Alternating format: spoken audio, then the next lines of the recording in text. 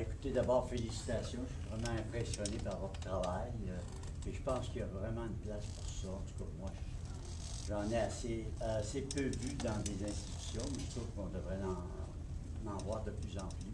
Maintenant, je me demandais si des reproductions, des fois, pourraient les familiariser, là, je veux dire, les gens qui sont pas ouverts ou qui ont peur que ça défonce le plancher. Des reproductions, c'est peut-être moins menaçant, je sais pas.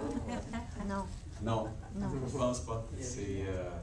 C'est ce que Edouard a dit est vrai dans un petit cas de notre expérience à nous autres. Dans un petit cas, on a eu quelques administrateurs qui étaient le premier qu'on avait approché quand on avait commencé le projet a carrément refusé de travailler avec nous autres à cause de tout ça. On a été bouleversés de sa réaction. On n'a jamais pensé des côtés administratifs, tout ça. Mais je suis heureuse à dire que aujourd'hui, c'est très rare. On travaille dans tellement d'hôpitaux ici au Québec, surtout à Montréal, que du bouche à l'oreille, l'idée de la Fondation, c'est les avantages. Ce sont beaucoup plus forts quand on a un dialogue de notre projet que les côtés problématiques, assurance, sécurité, toutes ces choses. Mais il faut dire aussi que les œuvres sont... Oui, on n'avait pas dit que toutes les œuvres sont glissées dans la main. En arrière. Ça ne peut pas tomber. Ça ne peut pas être volé. C'est impossible. Et il faut pas être proche un jour. Ah. OK, puis l'aspect reproduction, on l'avait tout au début, on avait commencé seulement avec les Crêpes Pro parce que là, on était nouveau sur la scène, on n'avait pas de réputation, alors on avait commencé. Mais c'était notre but depuis le début de travailler avec de l'art original parce que, comme collectionneur, pour nous autres, une reproduction, c'est une reproduction. C'est plus beau qu'une mur vide, mais ce n'est pas une œuvre originale. Alors, ça manque de l'énergie de l'artiste. Oui. Est-ce que les accrochages appartiennent à l'hôpital après ou ça fait toujours partie de la fondation? Non. À date, tous les dons se sont donnés directement à des hôpitaux. Maintenant, on croit à changer notre modèle, que la Fondation deviendra le récipient et que ce sera nous autres qui donnent des reçus d'impôts si c'est demandé par le donateur, que ce soit un artiste, que ce soit un collectionneur, et qu'on gère toute la collection à travers le Canada. Et qu'on prend des dons qui ont été mis dans un certain endroit mettons pour 2 ans, et on fait une recyclation de l'art pour que ça ne devienne pas quelque chose comme... Parce que pour les gens qui travaillent dans les départements, c'est bien et beau de dire c'est tout nouveau tout au début, mais après un certain temps, ça devient de la fourniture. Alors, c'est une autre expérience pour des patients, mais là, on parle pour les gens, les travailleurs. Oui. Avez-vous des problèmes de restauration, conservation? Grande question.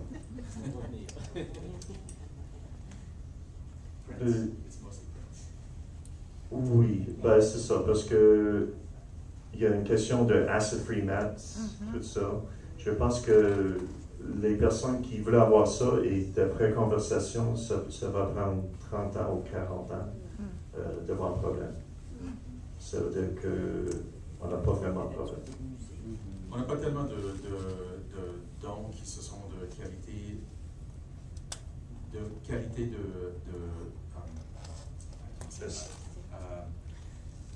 c'est pas une lithographie de 100 000 $.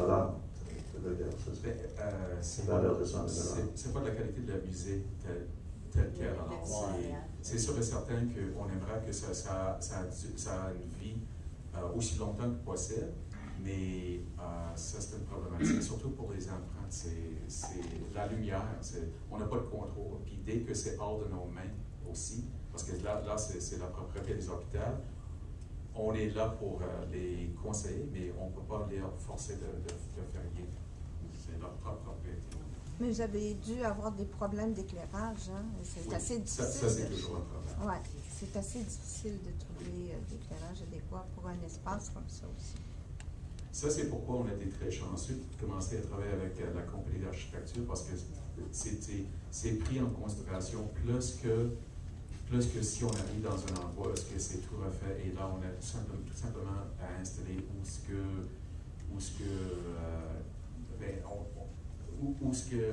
qu'on peut, en fin de compte.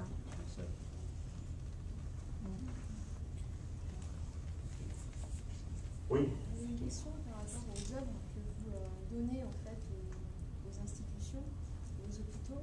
Est-ce que il est arrivé qu'un hôpital vous demande éventuellement si c'était possible de faire tourner des œuvres, c'est-à-dire faire des espèces d'œuvres d'exposition temporaire qui durent relativement longtemps, puis qu'après cet hôpital-là ait envie d'exposer d'autres artistes?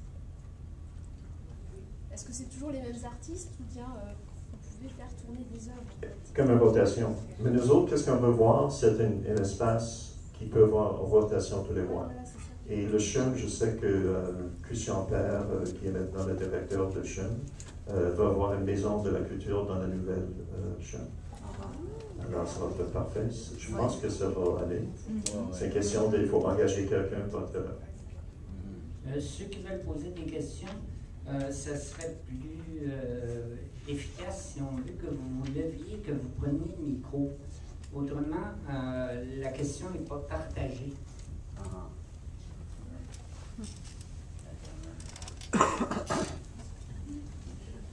Ma question, c'est savoir, est-ce qu'il y a une possibilité pour vous de collaborer avec un projet qui serait, par exemple, je pense particulièrement à un petit hôpital de région, avec un club de photo local pour faire un choix et monter, habiller un département de l'hôpital local avec quelque chose qui serait, Absolument. non pas des artistes professionnels, mais des gens qui sont dans un club et qui font des choses. Oui, absolument, absolument. Je peux vous donner ma carte.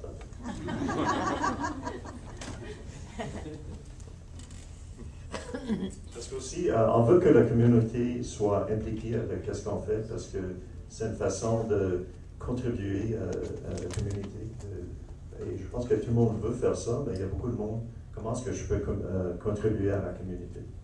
Et avec nous autres, même, vous pouvez, avec de l'art, des photos.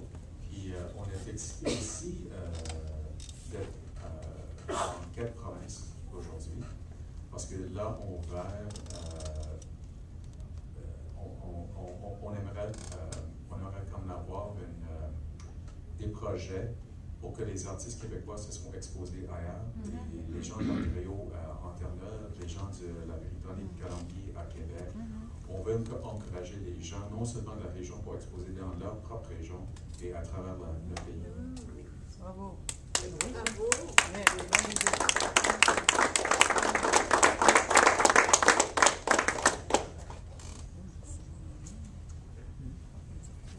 Alors, au nom de Mme Palardi, qui n'a pas pu être ici et qui m'a prié de l'excuser, à mon nom personnel et au nom de tous ceux qui travaillent avec les impatients eux-mêmes, je remercie Gary et Earl d'avoir eu la générosité de venir partager leur très beau projet avec nous.